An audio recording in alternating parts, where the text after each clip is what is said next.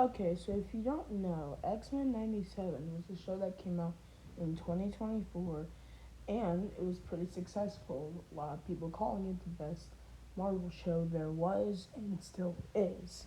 Even the mere concept of bringing back a beloved show was enough to make people watch it. But season 2 came out and I have some thoughts on it. So, my name's K217. You can call me K2 for short. And today I'm about to be talking about each episode of X-Men 97. If you like, if you like the video, make sure to like, comment, and subscribe. And also, what do you think of the new look? Yeah, this is the first time I showed this avatar. It's a work in progress. I kind of made it a little bit late, but it's fine, right? Anyway, let's get to episode 1. Shall we? One second.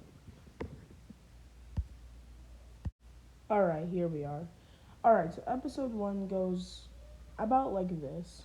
After the events of season 1, half of the X-Men, that including Cyclops, Jean, Wolverine, with the Bone Claws, Morph, and Storm, they're sent into the future with young Nathan.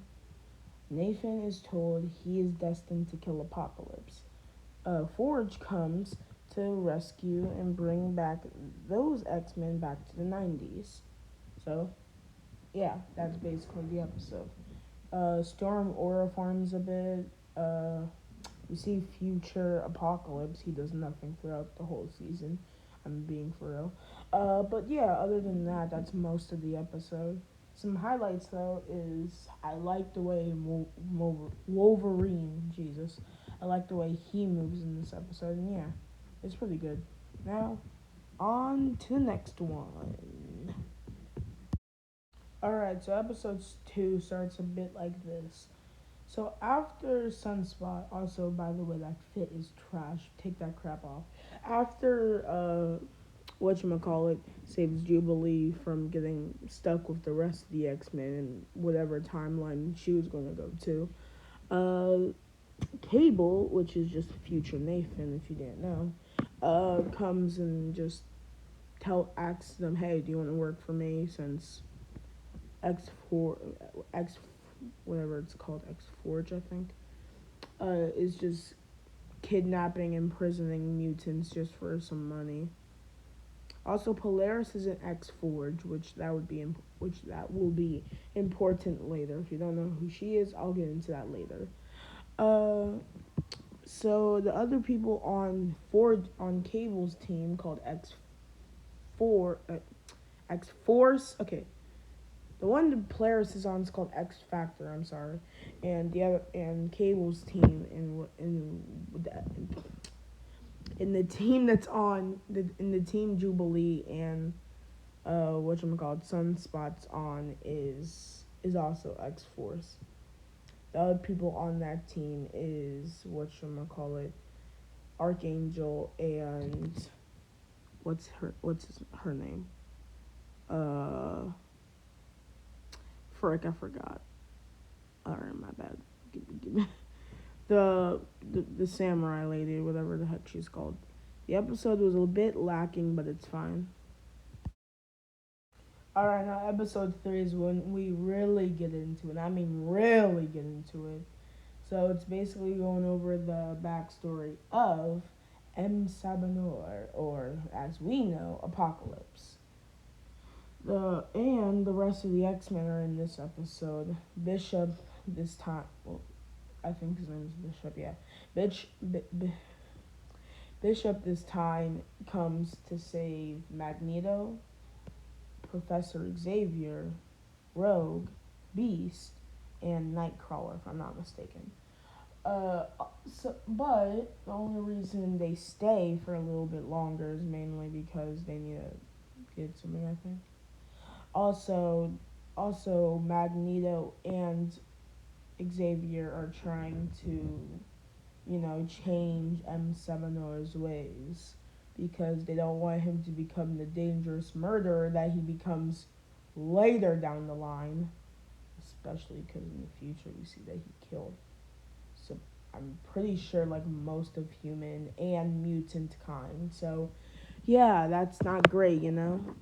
So yeah, the he also wait, I just forgot. I just remembered. So King the Conqueror is also here as like his Egyptian like version, I think. I forgot the name, but comment down below if you remember. Also, also, also they have like this futuristic tech, which also comes from, you know, Kang. So yeah, that's about it. The episode was pretty good. Also, it's a part two. Also, it's like a multi-part episode. So we're about to get into episode part two.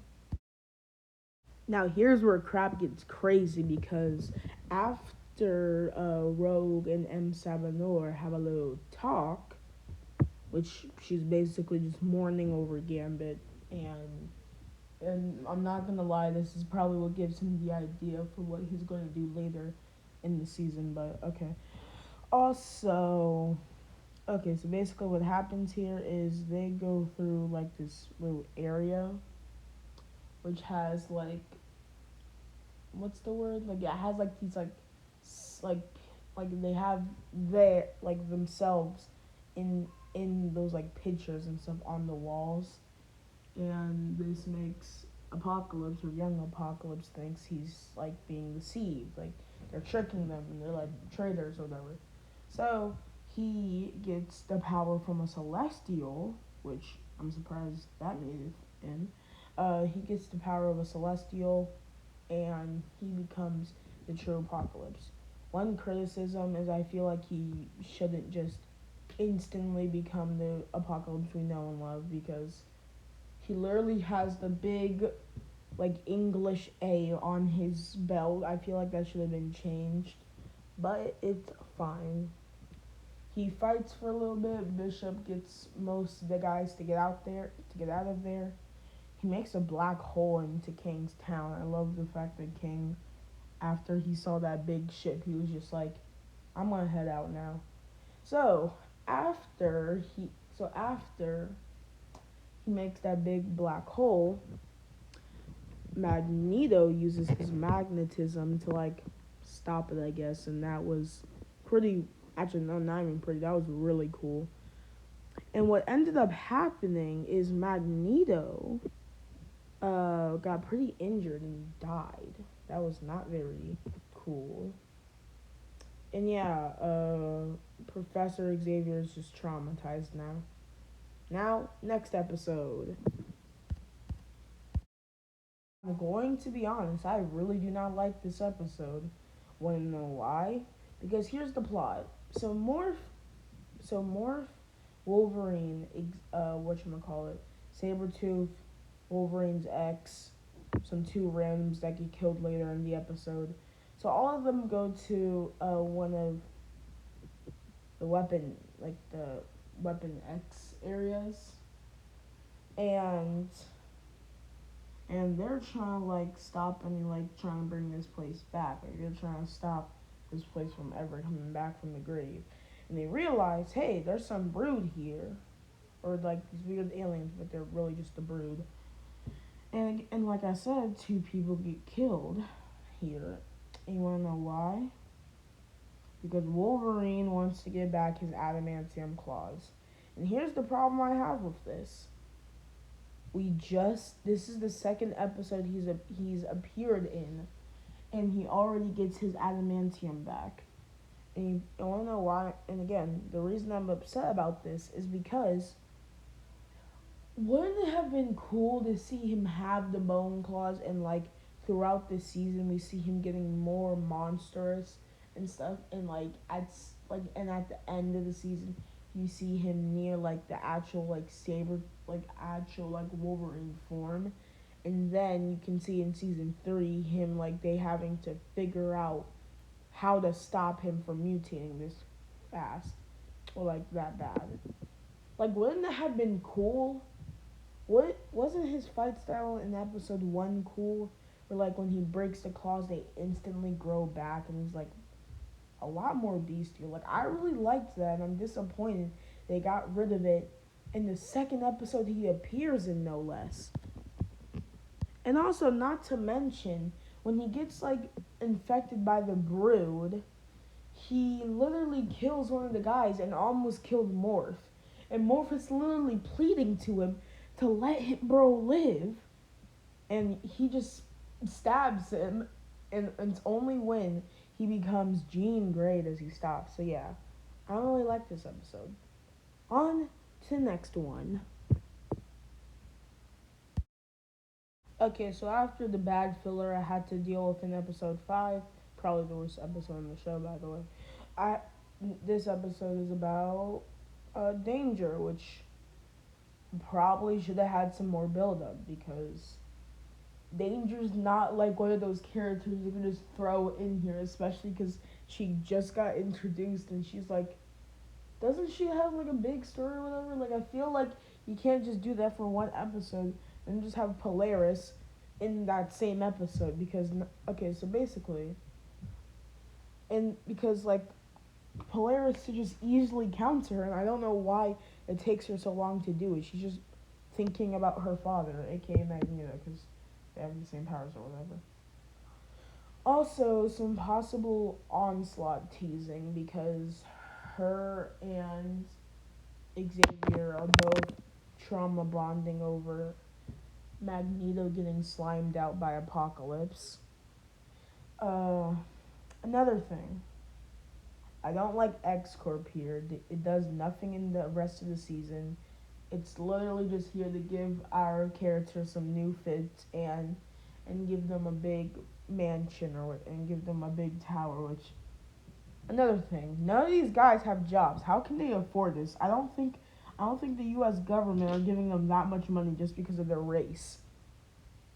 Anyway, this episode was fine. Polaris gets kicked off of X Forge because she tried killing Nazis when they tried killing her first, which, yeah, nah, that's kind of dumb, but at the same time, it's kind of dumb she's on this team anyway because she was literally on the first, like, the original team of X-Men, which, yeah, I don't really like that either. Feels kind of weird that she's just kind of shoehorned in because like we had no pictures of her in the last season, like in that big family photo, the originals did. So yeah, and we literally had no background information about this.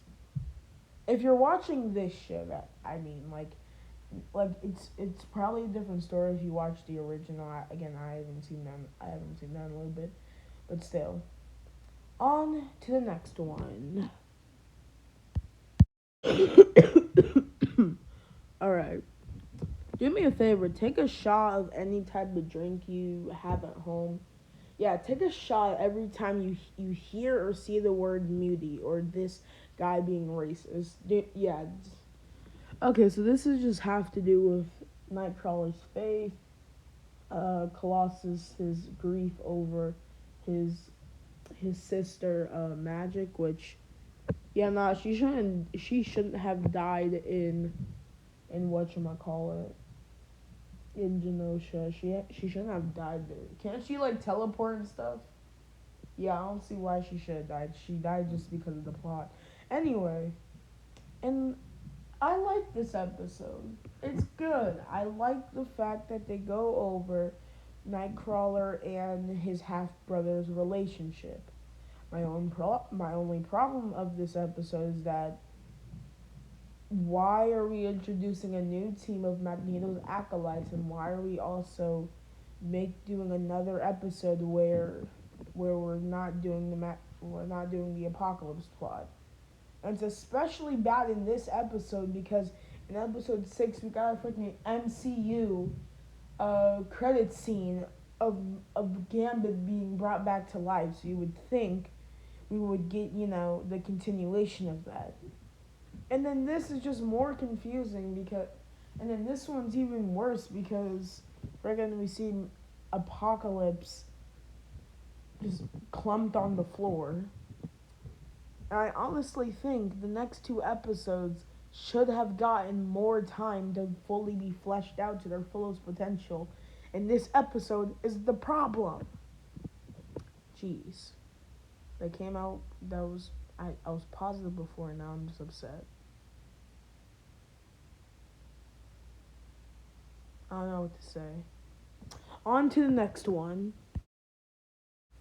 So Gambit becomes Apocalypse's horseman slash avatar, I guess.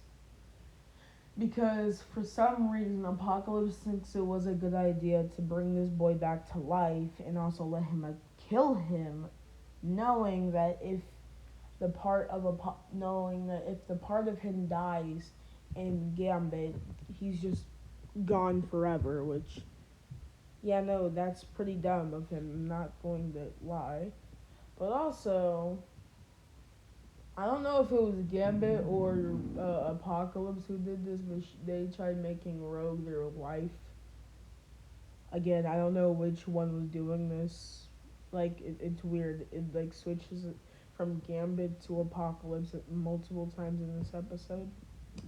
But yeah, this episode was actually really good. I really liked it. I'm mad that freaking Wolverine's just like, I didn't get these like adamantium claws. Just not even to use them when. Where were you with the last like 2 episodes, gang? You didn't even do anything here. I really like Nightcrawler here. I made a video about this one scene of him just punching everyone in sight. If he was in Marvel Rivals, he would probably do the same. Well, we, as when we play him, would probably do the same. So yeah, this episode is pretty cool. For some reason, for some reason, Professor Xavier goes into Gambit's mind and freaking has a sword fight or whatever with him and Apocalypse. Like, Apocalypse just looks like a Venom symbiote at that point, and like, freaking tries corrupting Xavier and Gambit at the same time. But then Rogue comes and like puts the body in like a like knocks him out basically, and then he's like, and then they say like, yo, if this whatchamacallit, if Apocalypse takes full control of Gambit, then it's like GG's for Gambit, I mean. Also, X Forge and X Force join forces. On to the next one. Anyway, we got a lot to talk about here, so let me just be quick. X Forge and X Force uh, attack X Corp for Gambit's corpse. Apocalypse takes full possession over him for a little bit. Uh, Rogue talks to the Sentinel that talks to this, whatever its name is, talks to the Eternal that made Apocalypse how strong he was, and they're like, if you do this, you like sacrifice yourself for Gambit's life, and she's like, all right, bet. So she frees Gambit, but for some reason she don't die for some reason, and the reason for that is because Nightcrawler, my poor bro, he dies. He sacrifices himself for Rogue because that's his sister, and he's a good brother. I'm not gonna hold you. I wouldn't even do that for my sister if I wanted. If I was in that situation, I'm gonna just let her die on her own wishes. But anyway, yeah, that's what happened. He sacrifices himself. For some reason, everything just becomes happy dandy for the rest of for like the whatever it's called, for like the credit scenes or whatever. At the end when he's like giving his speech, and it's like, I'm really sad. Why did Nightcrawler have to die? I really liked him in this season. I didn't talk about him much, but he was really good in this season. I'm disappointed. Also, Nathan uh, fights his parents, so that was nice. And Gambit, like halfway through the episode, comes back just to do some weird poses and fight. Who was bro feeling like anyway? So yeah, I like this episode. But again, I feel like episode 8 and episode 2 and episode 9 should have had a lot more time to be fleshed out. Like, get rid of episode 5 or episode 7 and just have it and just have that episode be the main part where like this gets fleshed out more. And to flesh out what I mean more is like first, okay, so the way I would personally do this season is you don't even have to really get rid of, like, you don't really have to change anything. Just shoots episode 5 in the back of the head, because I feel like that genuinely worsens the plot, because it makes Wolverine look like a douche because he almost got his friend killed, who he knows has feelings for him, and yet still brought him on this mission to almost get him killed. So honestly, get rid of episode 5. Episode 6 can stay. Episode 7 could be moved to episode 6, and episode 6 can be moved to episode 5. And the actual episode 7 could be just about the Gambit, whatever, and have 9, and like you can keep 9 the same. Just have it be like lengthened. You can have episode 8 be kind of the in between of like the Gambit stuff and then the finale stuff, and like I feel like that would have been like a cool 3-part finale. In my opinion, that's what they should have done. I think that would have just made for a better plot and just made it less feel like we got 3 episodes of filler. Which I wouldn't even say we got 3 episodes, because now thinking about it, episode 6 is pretty important, I would say. The main plot is kind of weak. Danger does nothing, but everything else in that episode is pretty important, because if we see Polaris, she's important for the rest of the season. We see Xavier's trauma. That would probably go to whatchamacallit, Onslaught. And we see like Apocalypse bring back Gambit in the MCU cutscenes, in the MCU post credit scene.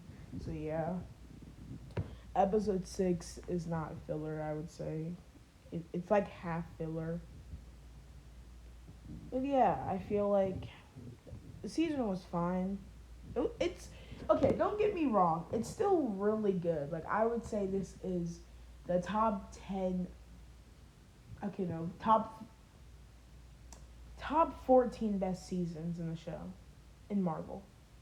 Rest in peace, Nightcrawler.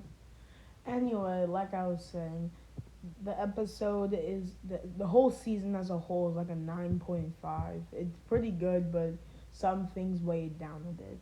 I feel like a couple more tweaks in the season would have been better than episode. This season would have been better than season 1. But as it is, it's fine. Like, I would still watch it, but it is objectively worse than the past stuff that came before. Now let's go into the funeral for Nightcrawler. You will be remembered as a brother, a friend, a son, and a hero, and a good mutie. May you teleport high, and God lay your soul to rest. You've done much for this world, and it's still kind of funny to me that you came as soon as Gambit died and as soon as he came back. That's kind of funny. Anyway, I'm K2. That's about it. Bye.